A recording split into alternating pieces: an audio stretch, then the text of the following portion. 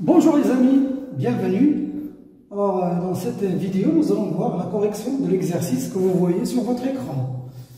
On considère les deux fonctions f et g, définies par f de x égale à moins x plus 2x moins x au carré plus 2x plus 1 et g de x égale à la racine carrée de x moins 1. Premièrement, montrer que CF, ça veut dire la courbe de la fonction f, et CG, ça veut dire la courbe de la fonction g, se coupe en A, c'est-à-dire le point A d'abscisse 2 et d'ordonnée 1. Deuxièmement, dresser les tableaux des variations de f et g. Et 3, construire CF et CG dans un même repère orthonormé OIJ. Question 4. Soit h, la fonction définie par h de x égale à g rond f de x. Petit a, déterminer d de h, ça veut dire le domaine de définition de h. Puis, montrer que, quel que soit x dans dh, h de x est égal à la racine carrée de 2x moins x au carré. Petit b, montrer que 1 est la valeur maximale absolue de h. Et petit c, étudier la monotonie de h sur l'intervalle 0,1 et l'intervalle 1,2. Bien, mes chers amis, mettez la vidéo en pause, copiez l'exercice et faites un effort avant de voir la solution. Bien, pour la question numéro 1, on veut montrer que ce point-là, c'est un point d'intersection des courbes, de la courbe de f et de la courbe de g. Alors, je vous donne d'abord un rappel. Regardez ici, si vous avez un repère, imaginons que ça, c'est la courbe de f, par exemple, et ça, c'est la courbe de g. Alors, regardez, ces deux courbes se coupent ici, dans ce point, qui a comme abscisse A. Voici le repère. Et l'ordonnée, c'est petit b. Alors, je vais noter ce point, par exemple, oméga. Alors, oméga, le point, l'intersection de la courbe de f et la courbe de G, c'est le point oméga de coordonnées A, B. Alors regardez cela, équivalent à quoi? Regardez ce point, qu'est-ce qu'il réalise? Si je calcule f de A, elle va donner B. F de A égale à B. Et la même chose pour G. G de A va être égal à B. Ça veut dire, si je veux m'assurer que ce point est le point d'intersection des deux courbes, eh bien, je dois calculer f de A et trouver que ça vaut B. Et si G de A égale à B, ça veut dire que ce point est un point d'intersection. Alors, essayez de faire ça pour ce point A de 1. Essayez de calculer ces deux images, puis conclure que c'est un point d'intersection des deux courbes. Bien. Alors faites le travail par vous-même. Bien, je vais calculer, voici l'abscisse, donc on a f de 2, je la remplace ici dans la fonction f, c'est moins 2 au carré, plus 2 fois 2, plus 1, bien ici, moins 4, plus 4, plus 1, ça vaut 1. Et la même chose, l'image de 2 par la fonction g, eh bien, c'est la racine carrée de 2 moins 1, et c'est 1. Alors, toutes ces deux fonctions, leur image toujours dans 1. Alors, l'intersection de h de f et G, et la courbe de G, c'est le point A de 1. Ou bien, vous pouvez dire que le point A de 1 est le point d'intersection des courbes CF et CG. Bien, passons à la question 2. Alors, pour la deuxième question, on nous demande de dresser le tableau de variation de F et de G. Bien, alors, bien sûr, puisqu'on travaille, cette vidéo concerne les élèves de bac 1, donc on ne va pas travailler avec la dérivée. Hein. Ça, c'est pour la deuxième année bac, ou bien jusqu'à la deuxième semestre. Vous allez voir qu'on peut étudier les variations grâce à la dérivée. Mais, puisqu'on travaille dans le premier semestre pour le bac 1, donc on va se contenter des propriétés du cours. La propriété, qu'est-ce qu'elle dit? Si par exemple vous avez des fonctions du genre, par exemple, soit une fonction polynomiale du genre ax au carré plus bx plus c. Alors, le tableau de variation de ce genre de fonction, c'est facile. Elle dépend tout d'abord de signe de a. Ça veut dire si a est positif, ça veut dire si a est positif, le tableau de variation va être de la façon suivante. Là, on met moins l'infini, plus l'infini. Là, je mets moins b sur 2a. Ça, c'est l'abscisse du point qui va être point. C'est un extrément de la fonction. Bien, alors là, puisque a est positif, la fonction va être ici décroissante et là, elle va être croissante. C'est comme ça, vous dressez le tableau. Si vous mettez plus l'infini, c'est plus l'infini. Et là, c'est l'image f2 moins b sur 2a. Voilà, c'est comme ça qu'on dresse le tableau de variation dans le cas où a est positif.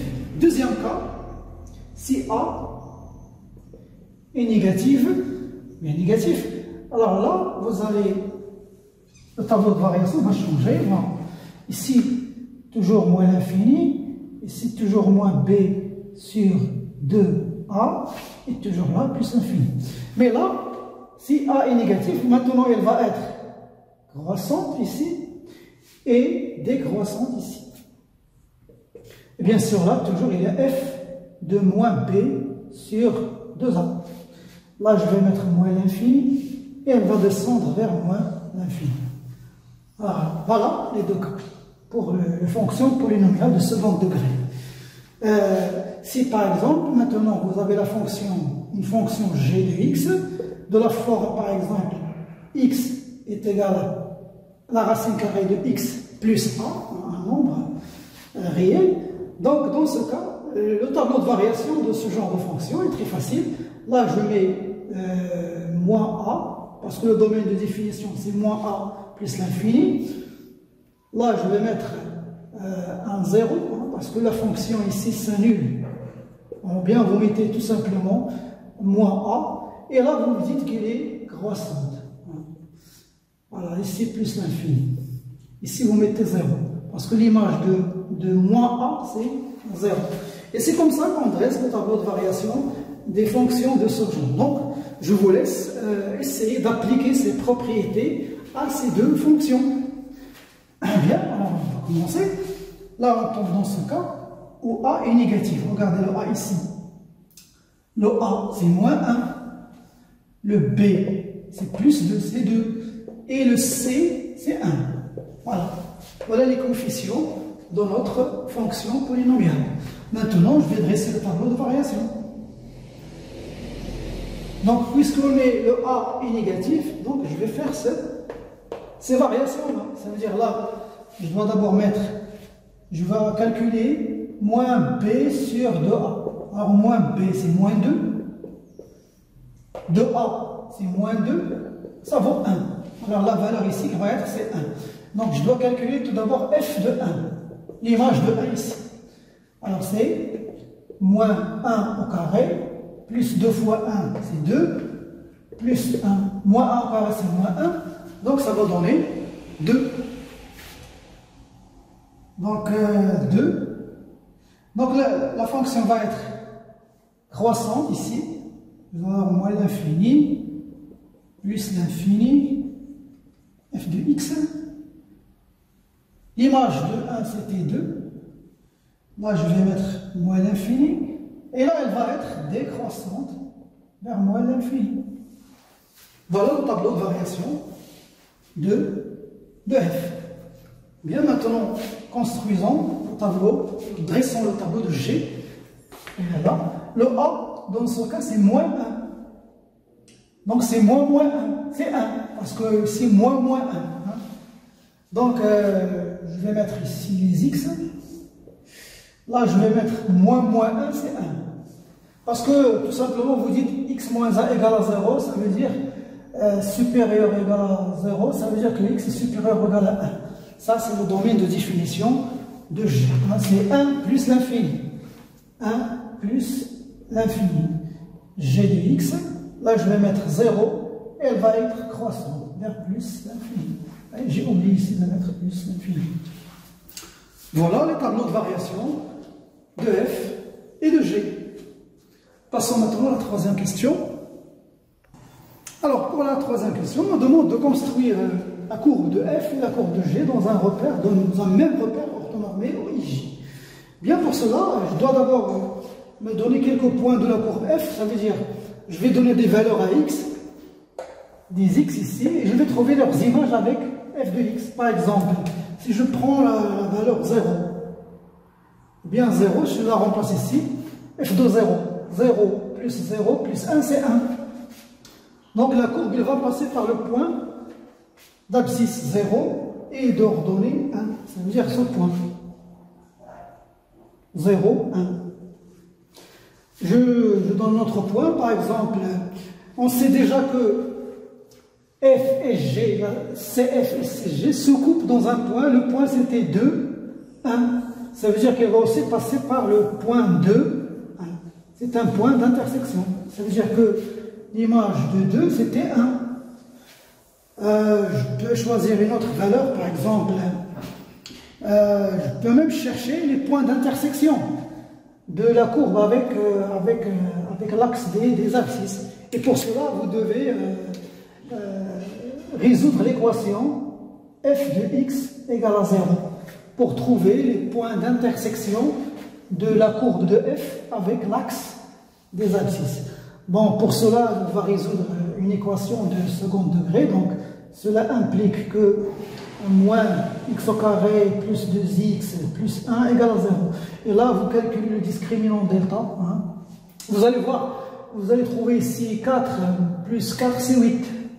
Donc, il y aura deux solutions. Vous allez trouver la première solution, x1, qui va être égale à moins 2 moins racine carrée de 8. Donc, c'est moins 2 racine 8 sur moins 2. Eh bien, ça va donner, la première solution, c'était 1 plus racine carrée de 2.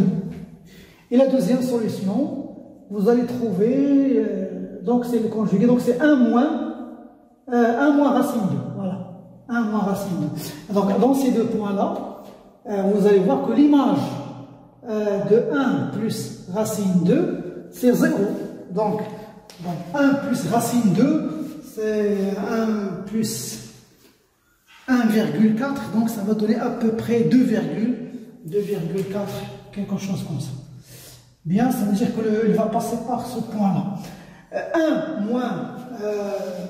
moins racine 2, c'est 1 moins 1,4, donc ça va donner à peu près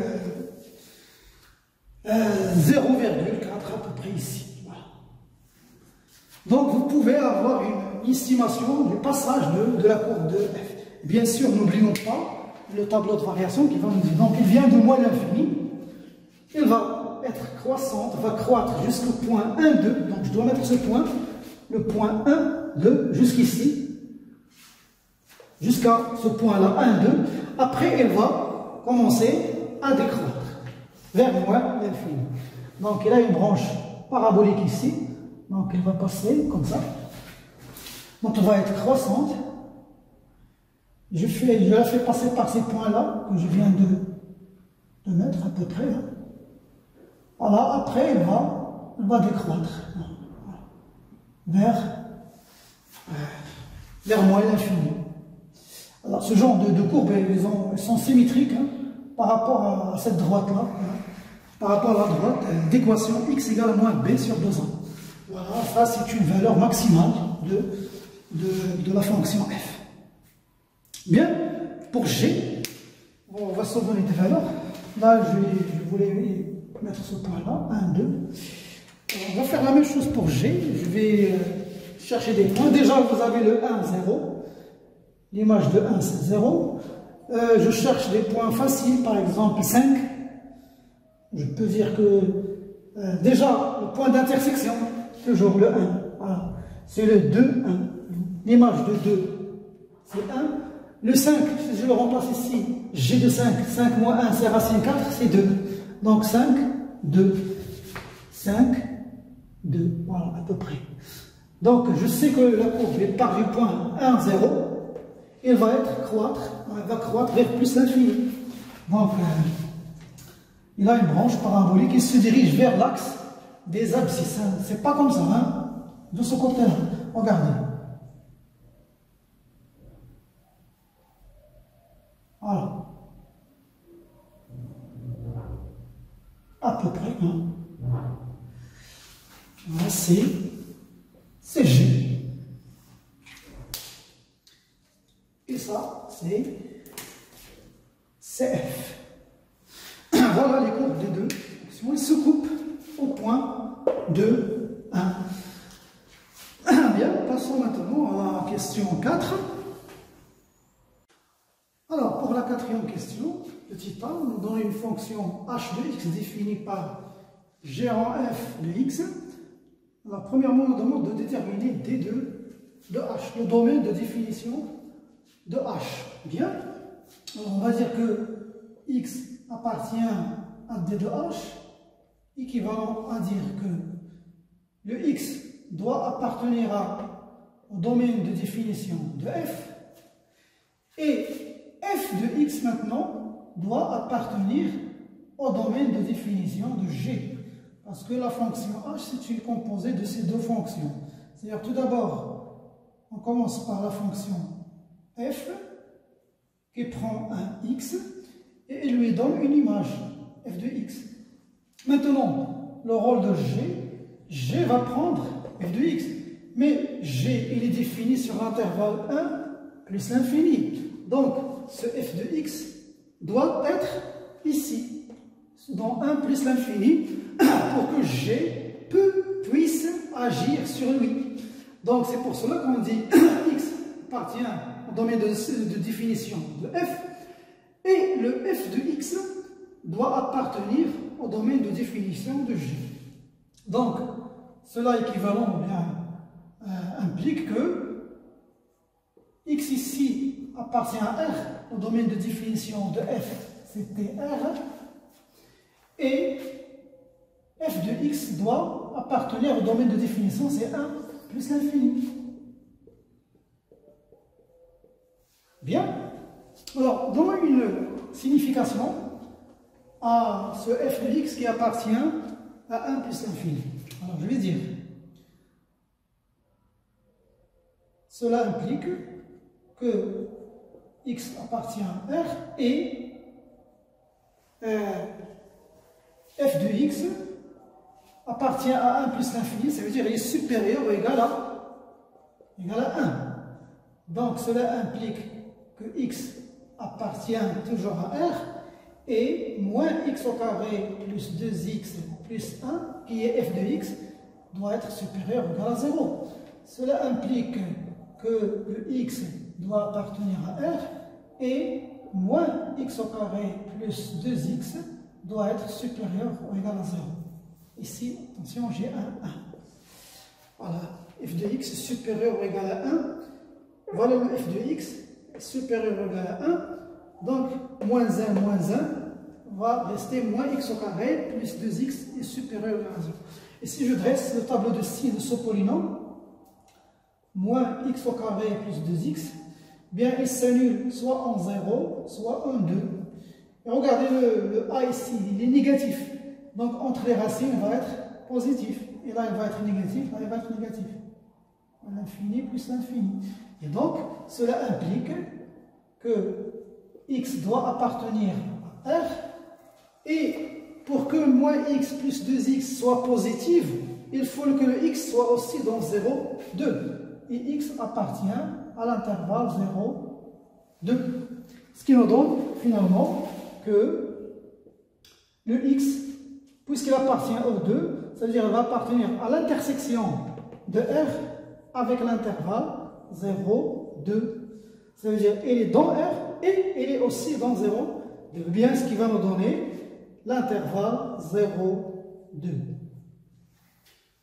Eh bien, ça, c'est le domaine de définition de H. Donc, D de H, c'est l'intervalle 0, 2. Maintenant, on nous demande de montrer que quel que soit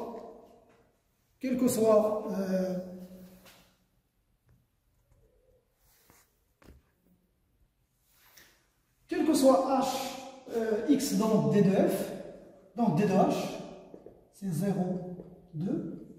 Alors, quel que soit x dans le domaine de définition de H, H de x égale H de x égale à la racine carrée de 2x moins x au carré. Voilà, c'est la question. Bien, on va partir du fait que h de x égale à g rang f de x. Ça veut dire que h de x égale à g de f de x. Donc, g, je lui ai donné la valeur de f. Donc, je vais dire que c'est la racine carrée de... À chaque fois que vous donnez une valeur à x, voici l'image. Donc, ça va donner f de x. À la place de x, je mets f de x. Moins 1. Eh bien, c'est la racine carrée. Je remplace f de x par son expression. C'est moins x au carré plus 2x plus 1. Et toujours ici, moins 1. Eh bien, ce n'est autre que moins x au carré plus 2x. Si je change le terme, l'ordre des termes, je vais commencer par 2x moins x au carré. Et voilà ce qui est demandé. Bien, maintenant ça c'était petit b. Non, toujours petit a. Maintenant passons à petit b. Là, on nous demande de montrer que 1 est la valeur maximale de h, la valeur maximale absolue. Alors, on va d'abord calculer f de 1, pardon, h de 1, parce qu'on travaille avec h de 1, bien je le remplace ici, c'est 2 moins 1, c'est 1. Maintenant, quel que soit x, donc d de h, dans le domaine de définition de h, je vais calculer h de x moins h de 1. Et alors cette différence, si elle doit être inférieure ou égale à 0, pour que h de x soit inférieur ou égal à h de 1. Ça, c'est la signification que 1 est la valeur maximale de h. La valeur maximale absolue de h. On doit montrer que quel que soit x dans d de h de x est inférieur à h de 1. Et pour montrer ça, il faut calculer cette différence. On va calculer la différence. On va, après des calculs, on va trouver que cette différence est négative. Et donc, on trouve ce qu'on cherche. Bien, alors je vais calculer cette différence et on va voir quel est son signe. Alors, h de x, c'est la racine carrée de 2x moins x au carré. H de 1, c'est 1. Alors, le signe, on voit rien, on ne peut pas déterminer le signe comme ça. Donc, je dois changer l'expression, cette expression, pour trouver le signe. Donc, je dois multiplier fois le conjugué. Donc, je vais avoir racine 2x moins x au carré moins 1 fois racine 2x moins x au carré plus 1. Tout ça sur la racine carrée de 2x moins x au carré plus 1. Alors, je multiplie fois le conjugué, ce qui nous donne finalement, donc je vais avoir ici 2x moins x au carré moins 1 sur la racine carrée de 2x moins x au carré plus 1. Vous voyez, le dénominateur, déjà, il est positif. Maintenant, reste à voir numérateur 1. Alors là, il y a une identité remarquable. C'est moins x moins 1 au carré sur la racine carrée de 2x moins x au carré plus 1. Vous pouvez vérifier. Là, vous voyez que j'ai moins x au carré plus 2x moins 1. Si je factorise par moins, je vais avoir ici moins 2x plus 1. Voilà ce qui est ici. Et le moins, il est là. Et cette expression, regardez, puisqu'il y a le moins ici, ce terme est toujours positif, donc cette fraction est inférieure ou égale à 0. Donc, qu'est-ce qu'on en déduit?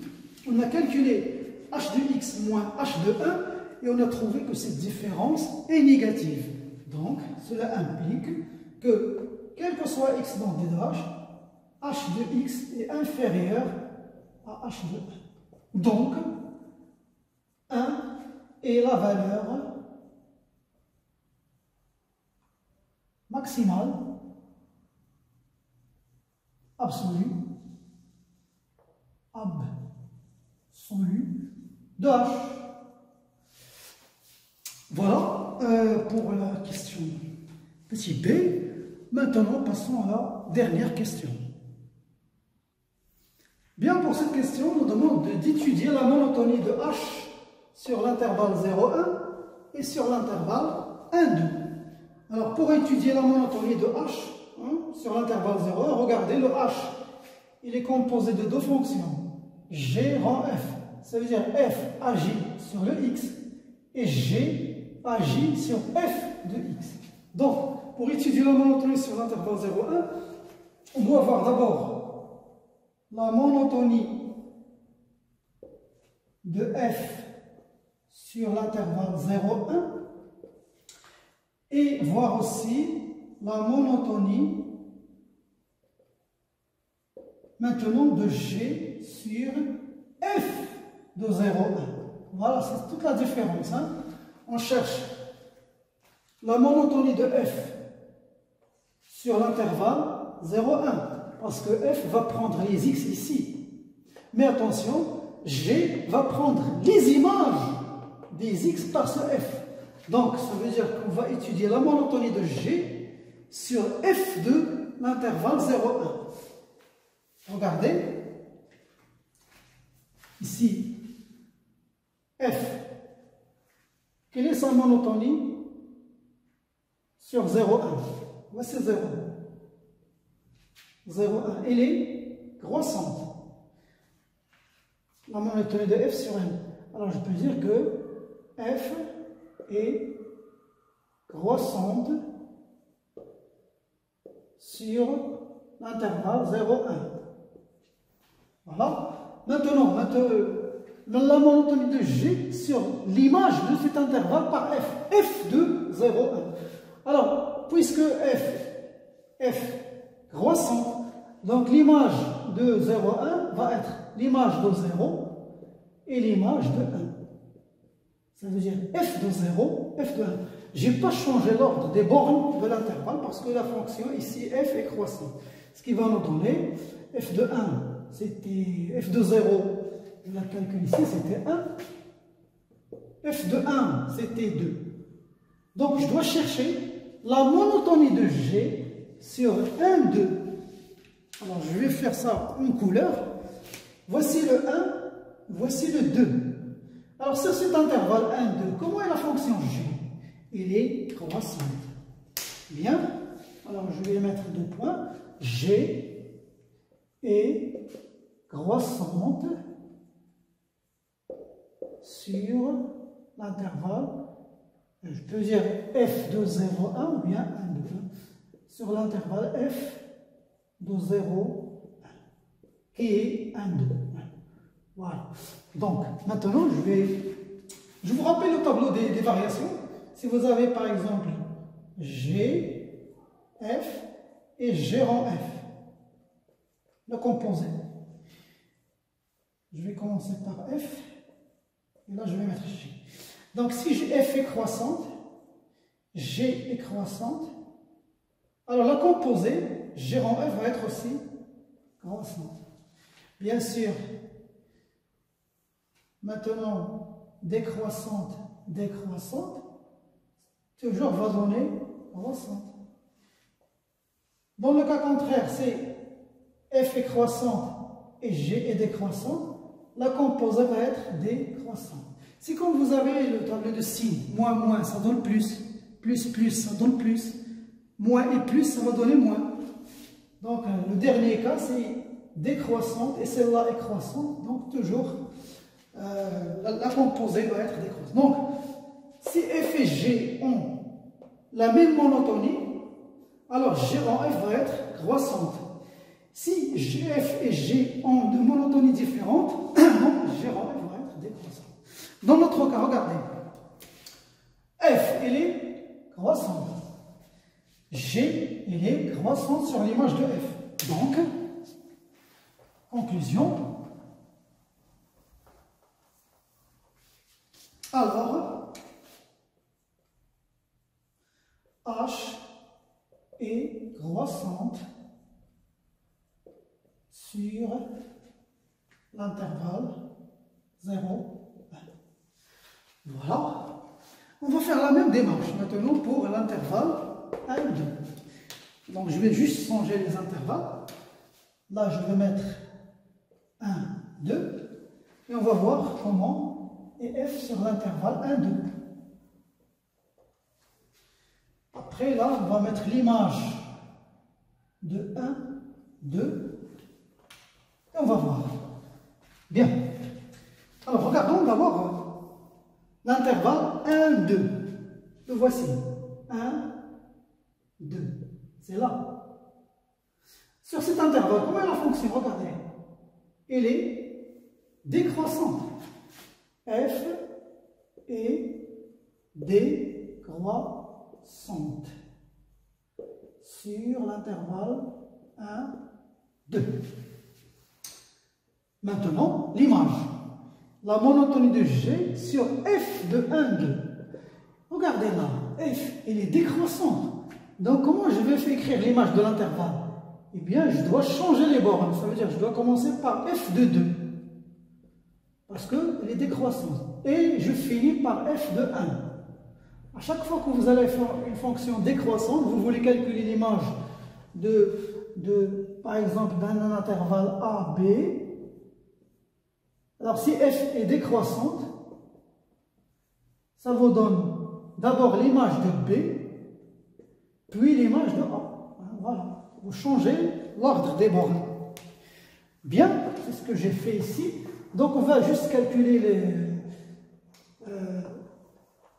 f de 2, f de 1. Donc, f de 2, il est 1, c'est 1. F de 1, c'était 2.